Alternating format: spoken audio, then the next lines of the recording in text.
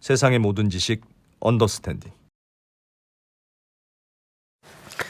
예. 네. 이제 슬슬 모셔볼까요? 네, 저 아직 준비 김상훈 안 되나? 기자님은 네. 아닙니다. 요 얘기 이제 그만하자고 했으니까. 아 그래 그만해. 이제 네. 잘생겼다는 건 얘기 안 해도 이제 다 알아. 네. 네. 김상훈 기자님 모셔보겠습니다. 동병상련 김상훈 기자님 모시고 어서 오십시오. 어서 오세요. 네, 안녕하세요. 김상훈입니다. 네. 네. 요즘 대출 받아서 집 사는 분들이 많아서 대출이 늘어나고 있는 게 진짜 사실이에요? 그렇습니까? 그래요? 맞습니다. 와. 한국은행에서 자료를 냈는데 예. 금융시장 동향이라고 하는 정기적인 발표예요. 그래서 거기 나온 내용이 슬라이드를 잠깐 보여드리면 요겁니다. 9월에 은행에서 주택담보대출이 6.1조 원이 늘었다. 사실 6.1조 원이라고 하면 전달 대비 늘어난 거예요. 전달 대비 늘어난 겁니다. 전달 대비 6.1조가 늘어났다고요? 네. 와. 그렇다니까 지금 한 달 만에? 한 달 만에? 감이 잘 안 오는데 예. 보시면 그래서 제가 이 슬라이드를 잠깐 다시 한번 보여주시면 예. 2021년이면 사실 영끌 끝자락쯤 되나요? 네. 2021년 9월이면 그때 당시에 한참 그 사람들이 집을 많이 살 때 그때 9월에 늘어난 은행권 주택담보대출이 5.6조였습니다. 전달 대비. 예. 전달 대비. 네. 그때보다 많다는 거죠. 아. 물론 그 뭐 월별이니까 물론 뭐 그쵸. 편차는 있을 수 근데 있겠지만. 그때도 월별. 그때도 월별입니다. 월별인데 뭐 그때보다도 많이 늘어났다. 물론 그 앞뒤로 훨씬 더 많이 늘어났을 수 있으니까 이거 뭐 추세선을 보긴 해야 되지만 여튼 이 6.1조라고 하는 게 굉장히 예. 이례적이다. 사실 도대체 이해가 안 되는 게 2021년에는 네. 대출 금리가 낮으면 2% 후반, 높아야 뭐 3% 초반. 그렇지. 이었는데 그래서 3% 왔다 갔다 하는 수준에서 주택담보대출을 받을 수 있었단 말이죠. 예. 요즘엔 4%죠? 지금은 5% 전후입니다. 그래요? 조금 올라서. 새로 대출 받으러 가면? 뭐 8월까지는 4%, 4.5에서 왔다 갔다 하다가 예. 지금 5% 전후까지 올라와 있는데 뭐 예. 신문 기사에서는 요즘 주택담보대출 금리가 뭐 상단이 7%까지 올라갔다. 예. 그렇게 얘기를 하는데 그건 말 그대로 상단이라서 그 금리는 뭐 실제 대출 창구 가서 받는 금리는 아니고 예. 여튼 금리가 한 2배 가까이 올랐는데 오히려 주택담보대출이 음. 받는 사람이 더 많아졌다. 이 이상한 일이잖아요. 네. 상식적으로 생각을 했을 때는 금리가 높아지면 당연히 주택담보대출을 받는 사람, 집을 줄어들어야 되는데. 그렇죠. 집을 사는 사람이 줄어들어야 되는데 그 반대 예. 상황이 벌어지고 있는 거니까. 그래서 오늘 이야기는 뭐 이게 단순히 가계부채가 늘었다 여기서 끝나는 게 아니라 왜 이런 문제가 발생을 하는지, 그러면 이게 문제가 안 되는 건지, 그리고 이게 문제가 된다면 어떻게 문제가 될 건지 뭐 어렵지만은 꼭 알아야 되는 뭐 거시경제 이야기를 조금 곁들여서 한번 말씀을 드려보려고 합니다. 네. 그럴 줄 알았어요, 저도. 딱 보니까 요 얘기 하실 것 같더라고요. 네. 왜 늘어난? 자, 조사 오신 내용들을 좀 일단 슬라이드부터 보면서. 일단 최근 추이를 조금 보여드릴게요. 예. 여기 보시면 한 2분기 때쯤에서 주택담보대출이 굉장히 많이 늘어납니다. 이게 이거는 전달 대비 늘어난 규모죠? 맞습니다. 이거는 은행이 아니라 전체 금융기관의 그 가계대출인데 그 중에서 주택담보대출, 기타 대출을 보여주는 건데 기타 대출은 계속 꾸준히 많이 줄어들고 있어요. 그러니까 5월에 산불 났네. 그렇죠. 5월부터 시작해서 꾸준히 계속 많이 늘어나고 있는 건데 뭐 이 당연히 주택담보대출 늘어난 이유는 뭐 간단하잖아요. 뭐 아파트 집 거래량이 사는 사람이, 늘어나고 예. 있으니까. 그래서 보시면 8월 기준으로 봤을 때 전국 아파트 거래량이 한 4만 건 정도 됩니다. 예. 뭐 9월이나 10월도 비슷한 9월도 비슷한 수준이지 않을까 싶은데 이게 거래량이 2011년 후반때랑 비슷해요. 지난해 한참 좋지 않을 때랑 비교하면 2배 가까이 되고 이게 이미 한 3월부터 거래량이 올라와 있죠. 예.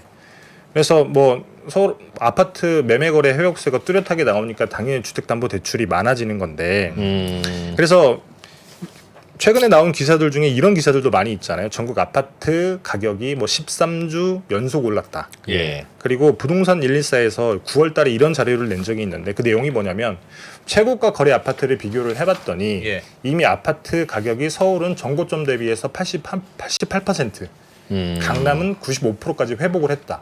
강남은 거의 다 왔네. 거의 다 온 거죠. 예. 용산은 뭐 96% 조금 더 높더라고요. 그래서 수도권 전체로 보게 되면 85% 수준까지 올라와 있다. 예. 뭐 지금은 10월이니까 조금 더 올랐을 수 있기는 한데 그래서 이 사실 집 사는 데는 최악의 타이밍인데 왜 이렇게 고금리에 빚을 내서 집을 사고 있는지 이게 참 이상한 상황이라는 겁니다.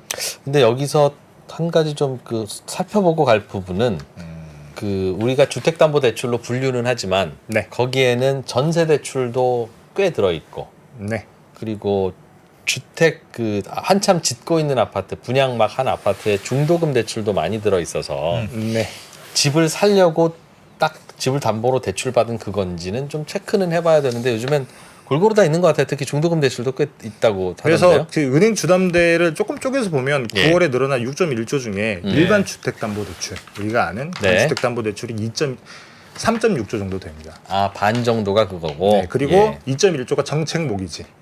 그리고 나머지 1.3조 정도가 말씀하신 뭐 전세 대출이라든지 뭐 중도금이라든지 이런 기타 대출이에요. 정책 모기지라는 건 뭐예요? 그냥 말 그대로 정부에서 주택금리 공사해주는 정책 모기지론이죠. 아, 예를 들면 고정금리 특례보금자리 같은 특례보금자리로는 따로 그렇죠. 분류해서 예, 좀 싸게 나오는 그것도 것들. 주택담보대출이니까. 그렇죠. 그죠? 그러니까 이런 것까지 포함해서 그 말씀하신 기타 대출을 빼면 일반 주택담보대출이랑 정책 모기지를 포함을 하게 되면 한 5.7조 원 정도. 그 대부분이 집 살려고 받는 거네요, 진짜. 맞습니다. 중도금 대출과 전세 대출은 많지 않고. 그렇죠. 아니 근데 금리가 요즘 높잖아요. 그래서 짜증을 드리는 내요. 아니 이렇게 금리가 높은데 왜 집을 이렇게 많이 살려는 거예요? 그래서 이상하다는 건데 이게 왜 이상하냐면 사실 말씀하신 것처럼 상식적으로는 그러하잖아요. 그래서 네. 제가 미국을 찾아봤더니 미국에 최근에 이런 기사가 많이 있습니다. 미국도 30년짜리 모기지 금리가 7.67%. 네. 이게 23년 만에 최고치라고 하더라고요. 미국은 2000년. 이해가 가요. 2000년 미국은 이후에. 고정금리 중심이고 그 대환 대출이 잘 되니까 싼 걸로 갈아탄 사람들이 많고 그러니까 미국은 비싸도 그게 말은 되는 것 같아. 어쨌든 미국은 금리가 그렇게 오르니까 예, 단숨에 모기지론이 예. 줄어들어요. 줄어들어요. 새로 받는 만사죠. 사람, 새로 사람 받는 사람 왜냐하면 없다. 예전에 받았던 사람들은 금리가 훨씬 낮고 예. 지금은 금리가 훨씬 높으니까 예. 당연히 리피싱도 안 하고 새로 받으려고 하는 사람도 없고 예, 새로 받으려고 하는 사람이 없는 게 아니라 새로 살려고 해도 기존 주택이 안 나오니까 살 수가 없는 거죠. 예, 그래서 미국은 조금 우리랑 사정이 다르긴 하지만 어쨌든 상식적으로 봤을 때는 금리가 오르면 당연히 주택 구매 수요는 줄어들 수밖에 없는 게 예. 사실 구매라고 하는 게 가격의 함수잖아요. 그러니까 집이라고 하는 건 조금 특수한 상품이긴 하지만 집값도 가격이긴 하지만 사는 사람 입장에서는 금리 같은 경우에도 내가 비용 지불해야 되는 비용이기 때문에 이것도 가격에 포함이 될 텐데 그래서 이게 변수 두 가지를 생각을 하게 되면 금리가 이렇게 많이 오른 경우에는 당연히 집을 안 사는 게 상식적이다. 네, 근데 그러면 왜 샀냐? 그러면 한 가지 이유밖에 없는 거죠. 집값. 근데 아까 집값이 올라서. 오를까봐. 아니, 충분히 싸졌다고 생각하면 살 수 있는 거죠. 내가 생각하기에 집값이 충분히 싸졌다. 그리고 앞으로는 오를 수 있다. 이렇게 판단이 들면 당연히 집을 살 텐데 그렇죠. 지금 이 상황에서 많은 사람들이 앞으로는 집값이 오를 거다라고 판단을 하고 있다는 거죠. 저는 사실 이게 이해가 안 갔습니다. 왜 이 상황에 오를 그쵸. 것 같다고 생각하느냐? 맞습니다. 그 뭐 한 명 한 명 물어볼 수도 없고. 그러니까 아예 뭐 이렇게 조정 받아서 요 바닥일 때는 사는 건 이해가 되는데 맞습니다. 지금 이렇게 내려왔다가 다시 이렇게 올라가서 그렇죠. 말씀하신 대로 강남권은 다 올라갔고 그렇죠. 뭐 다른 데들도 이게 있다는 거잖아요. 물론 아직 안 올라온 데도 많아서 그거 골라서 사는 분들이 있을 수도 있는데 더 빠지지는 않는다는 게 컨센서스라는 건가 봐요. 사시는 분들이 그러니까 사겠지. 그러니까 앞으로 뭐 금리가 지금 매우 높지만 떨어질 수 있겠다. 뭐 또 그렇게 기대하면 또 그렇지. 그럴 수도 있고. 지금 5% 대출 받아가지만 이거 뭐 이거 금리 앞으로, 떨어지고 나면 이게 2%야. 변동금리 뭐. 되면 앞으로 떨어지면 돼. 근데 사실 그렇게 금리가 어차피 변동금리라서 금리가 떨어지면 지금 처음에만 조금 힘들지 앞으로는 괜찮아지니까 생각을 할 수 있기는 한데 예. 금리가 떨어질 거라고 하는 사실 기대는 많은 사람들이 하지 않고 있잖아요. 예. 지난해 말까지만 하더라도 올해 하반기쯤 되면 당연히 미국도 구직금리를 내릴 테고 인플레이션도 잡힐 테고 그러면 금리가 떨어질 것 같지만 당장에 미국 연준에서 하이어 폴 롱거라고 해서 네. 앞으로 고금리가 상당 기간 지속될 것이다라고 하는 얘기를 공공연히 하고 있는 상황인데 네. 금리가 내릴 거다라고 하는 판단은 아직까지 하기는 이른 상황이고 말씀하신 것처럼 뭐 더 이상은 떨어지지 않을 거다라고 판단할 수도 있지만 어쨌든 그 근저에는 앞으로는 오를 거다라고 하는 기대가 섞여 있는 집값이? 거니까 그렇죠. 그러겠죠. 그래서 대출을 많이 받고 있다. 네, 네. 우리나라는 특히 그렇다. 맞습니다. 외국도 그렇습니까?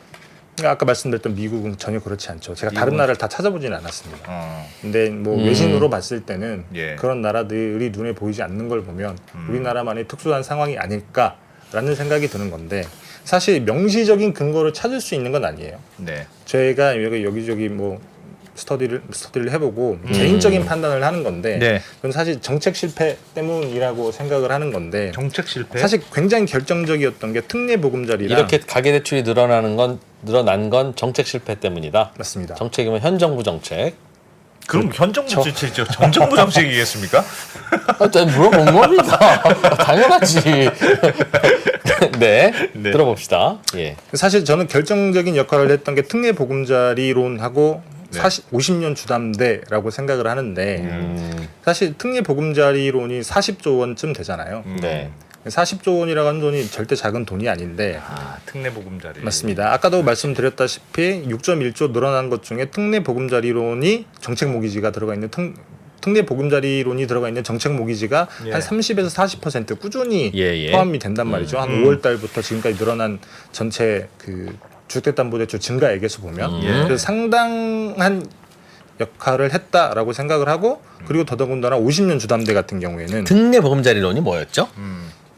그러니까 어느 정도 9억 이하인가? 요 아파트 정부가 네네. 좀 싸게 고정금리 고정금리로 대출을 해주는 그런 거였죠 그때. 맞습니다. 예. 그래서 집 살 때도 많이 써먹었고 그 갈아타기로도 많이 써먹었죠. 그때 한참 특례 보금자리 날리긴 날렸던 걸로 기억해요. 한참 처음 근데 나왔을 갈아타기로 써먹은 거야 이 대출 갚고 이 대출 받은 거니까 그것 때문에 괜찮은데. 늘어나지는 않았을 텐데 네, 뭐 집을 살 사는 때 용도로도 맞습니다. 그렇게 고정금리로 부담 없이 해주니까 낼름 집 사지 않느냐라는 지적. 그렇죠. 그리고 뭐 50년 주담대 같은 경우에도 사실 특례 보금자리론에만 있었지만 예. 금융당국에서 이제 은행들도 뭐 팔 수 있게 해줬다라기보다는 은행들이 팔기 시작을 했고 금융당국에서 그 슬쩍 눈 감아 준 거죠. 예. 네, 이것도 굉장히 많이 들었습니다. DSR도 요때 안 본다 그랬죠. 요거는. 특례 보금자리론은 론은 안 DSR에서 받지. 포함이 안 되죠. 그러니까 50년 주담대는 DSR을 우회하는 수단인 거고. 네. 쪼개니까 DSR에 좀 맞습니다. 벗어날 수가 있으니까 잘게 네. 쪼개서 그래서 8월 달에 50년 주담대가 나간 게 한 4.8조 정도 되고 예. 9월 달에도 4.2조 정도가 되니까 어쨌든 많은 사람들이 DSR을 우회하기 위해서 이제 50년 주담대라고 하는 걸 선택을 했고 이게 주택담보대출 늘어나는 데 큰 역할을 했다는 거죠. 근데 사실 생각을 해보면 돌이켜서 지난해 말까지만 하더라도 가계부채 문제 때문에 DSR로 확 조여놓고 근데 금리 인상이 맞물리니까 주택거래도 줄고 집값도 확 내렸고 그래서 올 초에 뭐 부동산 대책도 나왔던 거기도 하지만 예.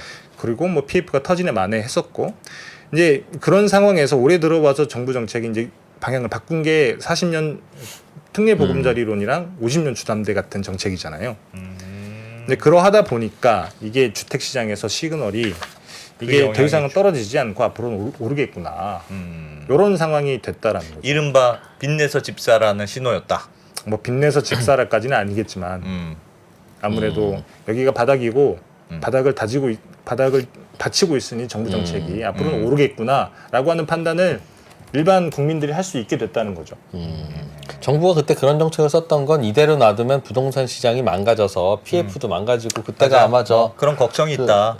에버랜드예요, 레고랜드. 레고랜드 사태 때문에 맞습니다. 금리도 난리 나고 하면서 올수덥이라 네. 그 PF 그 상황을 막으려면 뭔가 부동산이 그래도 팔릴 것은 팔려야 희망이 생길 텐데. 그렇죠. 그래서 그랬던 저도 뭐 불가피한 측면이 있었다라고 생각을 하기는 해요. 근데 예. 다만 조금 낙관적으로 생각을 했을 수 있다라고 하는 게 지금 당장에 부동산 PF가 터질 수가 있고 그러면 이걸 받치려면 어느 정도 주택 경기가 살아나야 되는 건 맞는데 네. 그러면 이게 계속 누적이 되는 거잖아요. 부실이라고 하는 것들이. 그러면 중간에 수술을 해야 되는데 수술을 하니까 이게 덮어놨으니까. 네. 그래서 아마도 미루어 짐작컨대 지난해 말까지만 하더라도 올해 하반기쯤 되면 인플레이션도 잡히고 미국도 기준금리를 내릴 테고 금리가 내려가면 모든 것들이 다 해결될 수 있을 거다라고 아마도 낙관적으로 전망을 하지 않았을까 싶은데 예. 문제는 지금 상황이 정반대로 돌아가고 있다는 거죠. 금리가 더 오르고 있는 상황이다. 더 이미 많이 올랐고 앞으로 더 오를 수도 있고 그러면 그런 굉장히 많은 상황이죠. 상황들이 바뀐다는 거죠. 그러게요. 그럼 지금 변동금리로 특히 대출 받은 사람들은 곡소리 날 것 같은데. 맞습니다. 더더군다나 우리나라가 취약한 점이 변동금리 대출이 대부분이기도 하고 예. 더더군다나 지금 금리가 되게 높기 때문에 많은 사람들이 아마도 대다수의 사람들이 변동금리로 대출을 받았을 거란 말이죠. 예. 그럼 앞으로 금리가 더 오른다라고 하면 이제 많은 문제들이 생길 수 있는데 네. 그래서 사실 최근에 주택담보대출이 많이 나갔던 이유 중에 하나도 잠깐 슬라이드를 보여드리면 조금 표가 복잡하기는 합니다. 와우. 이게 최근에 은행권들 실제로 주택담보대출이 나간 평균 금리를 제가 추이를 가져온 거예요. 근데 보시면 이때가 이 금리 발작이라고 하죠. 예. 이게 확 레고랜드와 뛰었을 은행채와 때. 한전채 이런 것들이 한꺼번에 묶여 있으면서 금리가 확 뛰었을 때 이 예. 정도 수준까지는 뭐 올라갈지 안 올라갈지 모르겠지만 최근에는 거의 4.5% 8월 기준이긴 하지만 여기서 조금 올라서 지금 5% 전후반 정도 되는 걸로 알고 있는데 8월 기준으로 봤을 때는 4.5% 수준 4% 초중반에서 거의 수렴이 됐었습니다. 그러네요. 그러니까 금리가 생각보다 많이 싸죠. 예. 근데 이러니까 당연히 많은 사람들이 그래 대출 금리 많이 내렸네. 그럼 내가 사야지. 그리고 이때 보시면 그 인터넷 전문은행, 뭐 카카오뱅크, 네. K뱅크 이런 데서 금리가 되게 많이 싸서 많은 사람들이 대출을 받으러 갔던 거예요. 그래서 지금도 나가는 게 4.3이라고 본다면 지금 코픽스가 3.6이니까 코픽스 더하기 0.6% 포인트로 대출을 해주는 거네요. 평균적으로 그 인터넷 뱅킹 싼 곳은. 뭐 그때마다 조금씩 다르긴 하지만 대략 그 정도 되면 본다고. 코픽스 더하기 0.6은 아직도 싼 거야? 코픽스 적용된 이후로 보면 굉장히 싼 겁니다. 맞습니다. 예. 그래서 그래서 가상금리 별로 안 붙이고 파는 중이네요. 예. 왜냐하면 이때 금리가 어쨌든 조달 금리가 쌀 때 은행들 입장에서는 많이 또 주택담보대출을 할 수밖에 없었던 게 예. 2022년에는 장사를 못했잖아요. 네. DSR도 있고 금리도 팍팍 뛰고 사람들이 대출을 받으러 오지 않으니까 예. 이때 금리가 쌀 때 많은 은행들이 대출을 많이 해줬다는 거죠. 그게 맞물리면서 대출이 많이 나간 건데 지금은 저거보단 높을 것 같은데요. 지금 한 5% 예. 언저리까지 올라와 있습니다. 네. 여기 잠깐 보여드리면 이게 국민은행 주택담보대출 금리 밴드인데요, 밴드. 보시면 10월 10일 기준으로 봤을 때는 4.24에서 5.64. 5% 정도까지는 올라가. 5%뭐 전후반 왔다 갔다 한다는 거죠. 그리고 그 최근에 나왔던 기사 중에는 뭐가 있냐면 10일에서 11일 넘어가는데 하루 만에 0.20bp가 올랐다. 예. 이게 왜 오른 거냐? 이 뭐 금융 당국에서 팔을 비틀었다. 이게 대출이 너무 많이 나가니까 금리를 당연히 올려야겠죠. 아. 그런 기사도 있었는데 뭐 그게 사실인지 아닌지는 알 수는 없습니다. 아무튼 예. 여기 보시면 이게 사실 생각보다 은행채 금리가 꾸준히 많이 오르고 있어요. 은행채가 그 조달 금리잖아요, 은행들. 예. 은행채 금리가 오르면 자연스럽게 우리가 받는 대출 금리도 오르는데 최근에 보시면 한 9월부터 시작해서 은행채 금리가 꽤 많이 오르고 있어서 지금 뭐 파란색이 6개월물 우리 변동금리 기준이 되는 이게 4%를 넘어섰으니까 지금 예. 꽤 많이 올라와 있을 겁니다. 네. 은행채는 지금 발행이 풀어지니까 서로 경쟁적으로 발행하느라고 금리가 올라가는 거죠, 지금. 뭐 그럴 수 있다라고 저는 생각을 합니다. 그리고 뭐 뒤에 말씀드리겠지만 최근에 그 채권 시장에서 예. 미국에서 10년물 장기채 금리가 뭐 4.8%를 뚫었다, 5% 가까이 간다. 이러면 전반적으로 채권 시장에서 금리가 올라가고 있어요. 예. 채권 시장에서 금리가 올라가면서 다 자연스럽게 은행들도 조달 금리가 올라가고 있고 그렇기 때문에 금리가 조금씩 계속 올라가고 있는 중인 거죠. 그래서 제가 뭐 들고 싶은 말씀은 뭐냐면 예. 지금까지 조금 뭐 불가피했을 수 있겠지만 PF라고 하는 이런 부실들을 덮어두고 이걸 조금 살리기 위해서 주택 경기를 부양을 했는데 이게 문제가 안 생기고 이 파도가 넘어가면 네. 베스트인데 네. 그러지 않을 것 같다라고 하는 거죠. 뭔가 터질 수도 있다. 어떤 게요? 말씀드리고 싶은 거는 뭐 최근에 그 외신에서 많이 나오고 있는 것 중에 하나가 미국 장기채인 건데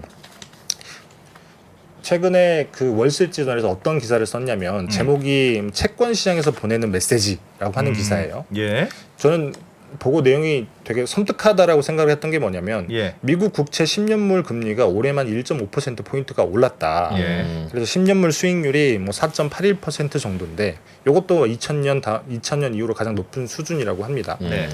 근데 돌이켜 보면 이 기간에 미국 연준은 금리를 한 두어 번 올렸나요?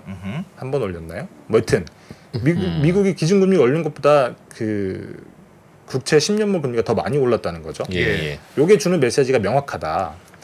근거가 그래서 앞으로 미국 국채가 미국 연준이 금리를 올리지 않아도 장기채 금리는 계속 올라갈 수 있다. 이 이야기를 하고 있는 건데 근거는 두 가지입니다. 우선 미국 정부 재정 적자가 굉장히 많이 있잖아요. 뭐 예. 하루 이틀 일은 아니긴 하지만 이게 금리가 오르는 것 때문에 부담이 훨씬 더 커지는 건데 지금 미국 정부가 평균 2.9%의 이자율로 33조 달러.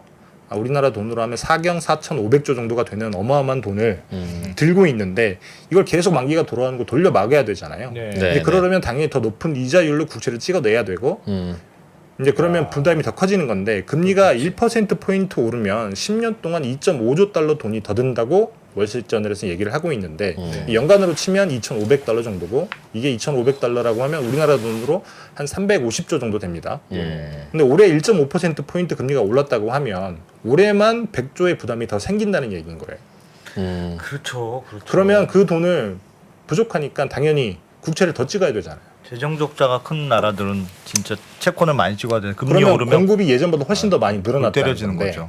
공급은 늘어났는데 수요는 훨씬 더 줄었다라고 하는 게 월스트리트저널의 분석입니다. 두 번째 근거인 건데 살 사람이 과거와 많이 줄었다. 일단 첫 번째 미국 연준이 보통 미국 정부가 발행하는 국채 4분의 1 정도를 사갔는데 네. 긴축을 시작하면서 유동성을 빨아들인다고 양적 긴축이라고 하는 걸 하고 있죠. 중앙은행이 연준이 사갔는데 맞습니다.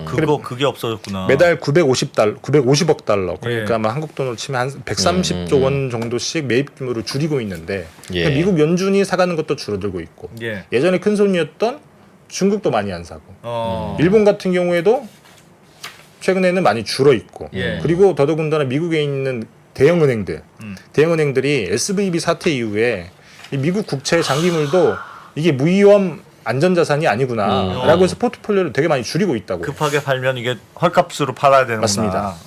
이제 그렇다 보니까 수요는 줄어들고 예. 공급은 훨씬 더 많아지고 그렇게 되면 야. 당연히 미국 국채 가격은 싸지겠죠. 예. 금리는 올라가는 금리는 거. 튀고. 이런 상황이 앞으로 계속 온다라고 하는 건데 그래서 최근에 제이미 다이먼이라고 하는 JP JP 모건. 모건의 되게 유명하신 분이잖아요. 경영자. 그렇죠. 이분이 우리가 금리 7% 지난해에 5%를 얘기했던 사람인데 지금은 7%도 생각을 해야 된다. 가능성 있다라고 얘기를 하고 있단 말이죠.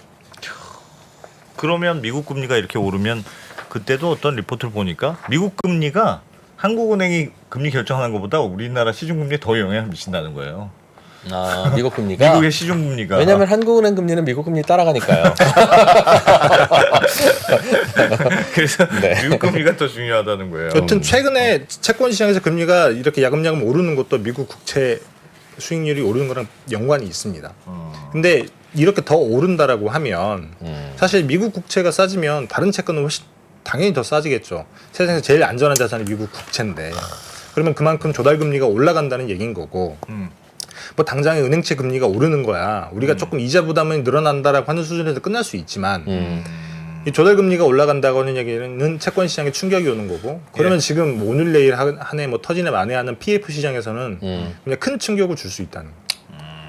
그러면 지금도 간신히 버티고 있는 상황이라고 다들 판단을 하고 있는데 네. 여기서 미국 국채 금리가 올리면서 다른 채권들 금리까지 다 끌어올리게 되면 이게 더 큰 충격이 될 수 있고 그렇다라고 하면 이제 더 큰 문제가 생길 수 있는 거죠. PF가 그러면- 하나둘씩 터지기 시작하면 채권 시장에 충격으로 올 수 있으니까. 그래서 투자하시는 분들은 그 고민인 것 같아요. 여기서 금리를 더 올리거나 말씀하신 대로 higher for longer가 네. 되면 그 롱거가 얼마나 롱거인지 모르지만 네. 이 금리에서는 문제가 생길 가능성이 높다 하는 거에 대해서는 대체로는 동의하는 것 같아요. 문제가 안 생기면 이 금리 내려가지 않을 테니까. 그렇죠. 그러니까 다 생기는데 그럼 생기면 집값은 어떻게 될 거냐? 미국에서 우리나라 PF 터지고 난리 나면 그럼 집값은 어떻게 될까 생각해 보면 이게 부동산 시장의 충격이니까 예전 외환위기처럼 집값이 반토막 날 거야라고 생각할 수도 있으나 그런 일 터지면 한국은행이 금리 낮추겠지. 미국도 뭐 이 금리를 어떻게 오래 버티겠어? for longer 하더라도 1년이지. 그럼 금리는 낮아질 텐데 뭐 오늘 집 사서 다음 주에 팔려고 하는 게 아니니까 그러면 집값은 오르지 않겠냐? 금리가 낮아지면 근데 뭐- 이렇게 집값 조정된 게 금리의 가파른 상승 때문이라고 하면 이런 미스매치가 생길 수는 있죠. 예, 그 얘기를 예, 하는 것 어떤 같은데. 미스매치냐면 미국은 지금 집값이 굉장히 견고합니다. 예. 예전에도 제가 한번 말씀드렸던 오히려 오르는 지역도 있다라고 말씀드렸잖아요. 예. 그러면 금리가 올라도 미국 집값은 전혀 깨지지 않아요. 그럼 미국은 금리를 낼 이유가 없습니다. 예. 한국은 집값이 깨질 수 있죠. 뭐 PF가 터지고 충격이 터지면 집값이 깨질 수 있는데 그러면 우리나라 부동산 시장 때문에 금리를 내릴 수가 있느냐? 아, 미국 금리는 안 내릴 거니까. 그렇죠. 이제 그런 문제가 생길 때 우리는 어떤 선택을 해야 될지. 아 혼자. 그래서 근데 저는 잘 모르겠어요. 미국 금리가 지금 그래서 10년물이 몇 프로예요? 4.8%를 그러죠? 뚫고 올라갔다 그 지금 정도까지 조금 되면 내렸습니다. 회사채는 더 비쌀 텐데. 네. 그럼 미국 기업들은 자금 조달 안 해도 되나? 그렇게 금리가 높은 상황인데. 근데 이렇게 높은 상태에서 그로 인해서 물가는 잡히겠고 이제 브레이크를 밟는 과정이지. 이 상황에서 계속 이 금리를 끌고 갈 수 있을까 과연 미국이? 아니 근데 그러니까 금리가 높으면 조달 금리가 높은데 지금 그 미국은 그거를 제품 가격에 반영한다는 거잖아요. 기업들이 기업들이. 그리고 미국은 보조금을 어마어마하게 뿌리고 있죠. 그게 다 재정 적자로 이어지기도 하지만 그만큼 미국은 조달 금리가 비싸지겠지만 가격에도 전가할 수 있고 더더군다나 보조금도 있고. 근데 그렇게 생각을 하면 더더군다나 미국 입장에서는 금리를 낮출 이유가 별로 없어지는 거죠. 안 낮춰도 된다.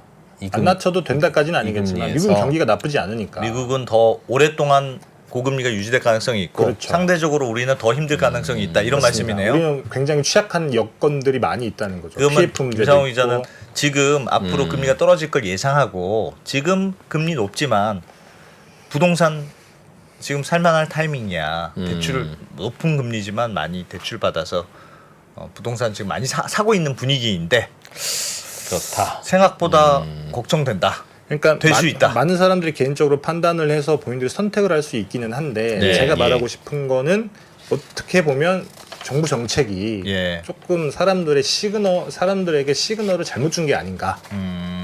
40년 모기지라 뭐 50년 주담대라고 하는 것들이 네. 너무 이렇게 뭐랄까 1년 뒤의 상황 혹은 뭐 반년 뒤의 상황을 너무나 낙관적으로 봐서 이제 그렇다고 하면 사람들의 선택이 조금 더 낙관적으로 변할 수 있잖아요. 이제 그래서 뭐 지금 고금리임에도 여건이 좋지 않음에도 많은 사람들이 집을 사고 있는 게 아닐까라고 하는 판단을 할 수 있다는 거죠. 물론 제 말이 틀릴 수도 있고 제가 너무 뭐 미래를 비관적으로 보는 걸 수도 있습니다. 예. 근데 다만 정책이라고 하는 거는 낙관적으로만 볼 수 있는 건 아니잖아요. 자칫하면 이번에 대출 받은 분들이 너무 이렇게 유인한 거 아니냐. 경기 살리기 위한 장작일 수도 있다. 장작일 수도 있다. 야, 장작이라고 얘기하니까 되게 서글프네. 만약에 그래서 부동산이 근데 만약 경기를 살리려면 장작이 필요하잖아요. 그렇죠. 뜨거워져야 되니까. 그렇죠. 그렇게 해서 잘 뜨거워지면 그분들은 스마트 투자자고 예. 그렇게 장작을 탔는데도 불이 안 다시 켜지면 그냥 그냥 장작이 되는 희생된 거라서 장작이지. 희생된 장작인데 예. 이게 어떻게 될지가 참 그러네. 걱정이네요. 희생된 장작이 될 거냐. 그래서 아니면 저는 사실- 나는 완전 바닥에서 산 사람이 된 거냐. 그래서 사실 저는 아닙니다. 개인적으로는 되게 걱정이 많이 되는 상황이 장작일 것 아닐까. 같다. 혹시 그럴 것 장작일 같다라고 하는 생각을 일까봐. 하는 거죠. 장작일 것 같다. 어떻게 생각합니까? 저는 뭐 장작이었으면 좋겠다지. 장작이었으면 저는 좋겠다. 아직 집을 못 샀기 때문에 장작이길 바란다. 이대로 활활 타올라서는 안 된다. 어떡하나 어떡하나. 이대로 이럴 수는 없다. 이렇게 상황이 조금 비관적으로 변해간다고 하면 지금이라도 조금 강력한 시그널을 뭐 정부에서 보낼 수도 있기도 한데 예. 사실 그게 조금 어렵다고 판단이 드는 게 항상 그렇지만 정치적인 이벤트가 있잖아요. 좀 구체적으로 말씀드릴 수는 없긴 하지만 예. 그렇다고 하면 정부 입장에서는 조금 강경한 목소리를 내기가 쉽지 않을 텐데 쉽지 않았을 거고 쉽지 예. 않을 텐데 예. 그러면 이렇게 그 정치적인 이벤트가 끝날 때까지 이런 상황들을 좀 감내하다가 나중에 그게 응축돼서 터지게 되면 예. 우리는 어떤 상황이 될까라고 하는 걱정을 할 수밖에 없다는 거죠. 그러게요. 뭐 어떻게 될지 모르겠습니다만 이제 한 가지 걱정스러운 건 네. 전제로 삼자면 저도 집값이 내리면 저한테 유리합니다. 근데 항상 우리는 집값이 내리면 에브리바디한테 유리해요. 예. 집이 있는 사람이나 없는 사람이나 더 이상 나는 집을 살 필요도 없고 살 돈도 없을 만큼 집이 충분히 많아라고 하는 일부 많은 다주택자 제외하고는 1주택자도 집값이 내려가야 좋습니다. 그래야 갈아타기가 되니까 쉬우니까. 그런데 문제는 이렇게 부동산 가격이 식으면 주택 착공 올스톱, 주택 공급 올스톱. 그런데 주택은 우리나라는 그동안 서울에서 뭐 대도시에서 주택을 엉망으로 지어놔서 30년도 채 못 쓰고 다 재건축해야 되고 계속 낡아가는 속도는 무척 빠른데 새로운 공급이 잘 새로운 안 공급이 이루어지면 어떡하냐. 이런 형태로 올스톱이 되면 이 부족 상황을 곧 나타나게 될 거고 이걸 빠져나갈 방법은 없잖아요. 그렇죠. 집은 한쪽에서는 낡아서 부서지는데 한쪽에서는 공급이 안 되면 그러면 이건 기다리면 시간은 그냥 보유자의 편이다가 되는 거를 어떻게 설득할 거냐. 위험하긴 위험한데 그러면 안 사고 기다릴 테니 착공이 계속 돼야 되는데 그게 안 되잖아요. 그러면 그게 참 걱정인 듯하긴 합니다. 근데 뭐 장작이 필요하냐 필요하지 않느냐는 다 판단이 다를 수 있기는 한데 네. 장작을 이렇게 떼우면서도 한쪽에서는 계속 이렇게 부실들 떨어내는 이런 것들을 사실 병행해야 된다라고 저는 생각을 하거든요. 예. 네. 근데 아직 안타깝게도 우리는 그런 모습이 없이 그냥 알겠습니다. 장작만 떼우는 모습이지 않았나. 일단 그 은행들의 가산금리 수준은 요즘은 한참 낮았던 수준보다는 좀 올라갔어요. 제가 가상금리까지는 확인을 못 해봤습니다. 그거 좀 알면 지금도 갈아타는 게 맞는지 유효한지 아유 갈아타는 타임은 좀 놓쳤네인지를 판단할 수는 있을 텐데. 그거는 다음에 좀 네, 업데이트 좀 알겠습니다. 그거 좀 부탁드리겠습니다. 업데이트해서 네. 국내 유일의 금리 시황 그 그래. 전달을 좀 해주십시오. 요즘 은행채가 풀렸다고 해서 금리가 또 오른다고 막 그러긴 하더군요. 그래서 가산금리 추이를 좀 저는 계속 중계를 해주시면 좋겠습니다. 다음번에 제가 준비해 오겠습니다. 네. 네. 알겠습니다. 동병상련 김상원 기자님 네, 감사합니다. 김상원 기자님 고맙습니다. 네, 감사합니다.